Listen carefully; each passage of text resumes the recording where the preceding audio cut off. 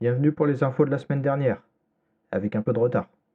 Après les députés, c'est les sénateurs qui se sont octroyés une augmentation. Ils ont augmenté leurs frais de mandat de 700 euros, ce qui fait qu'ils se retrouvent avec un salaire de 5 600 euros plus 6 600 euros de frais de mandat. Pour rappel, les frais de mandat peuvent être utilisés pour le transport, pour les restaurants et pour l'hôtel. La semaine dernière, nous avons aussi eu le droit à un discours de Gabriel Attal. Il a notamment annoncé des simplifications administratives, que le RSA serait conditionné à 15 heures de travail par semaine, que les professeurs devront être plus sévères, que le SNU sera généralisé à partir de 2026, qu'il va instaurer un équivalent aux travaux d'intérêt général pour les criminels de moins de 16 ans, et que le gouvernement va embaucher de nombreux jeunes dans des associations écologiques. Cette semaine, nous avons aussi appris que Evergrande avait déposé le bilan. Il faut savoir que Evergrande est une boîte d'immobilier chinois et a grandi en empruntant de l'argent aux banques pour créer des immeubles qu'elle vendait ou louait à des clients chinois. Ce qui fait que la boîte avait une très grosse quantité de dettes et cet argent avait été emprunté à des banques chinoises, européennes et américaines. Vu que la boîte dépose le bilan, ça veut dire qu'elle ne remboursera pas ses dettes et donc que les banques qui ont prêté cet argent risquent de ne pas le retrouver. Il y a donc un risque que certaines banques soient aussi en faillite.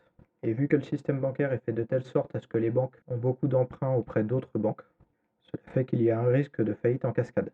C'est pour ça que certaines personnes craignent une crise économique similaire à celle de 2008.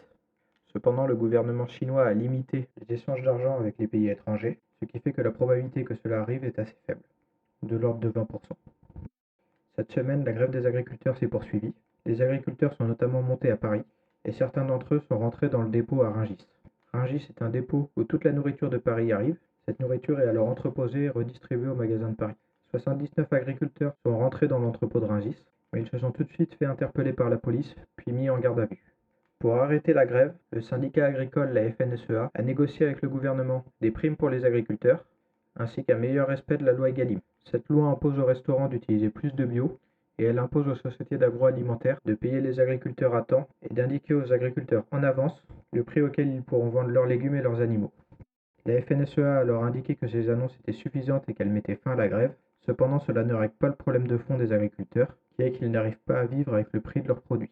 La prime va au mieux retarder légèrement le problème. C'est pour cette raison que certains agriculteurs ont continué le blocage. Il se peut que j'ai oublié des éléments ou fait des erreurs. Je vais donc vous laisser des commentaires dédiés. N'hésitez pas à aller voir ces commentaires pour voir les éléments qui vous manquent. Quant au hater, je vous laisse un commentaire dédié. Ce sera plus facile à modérer.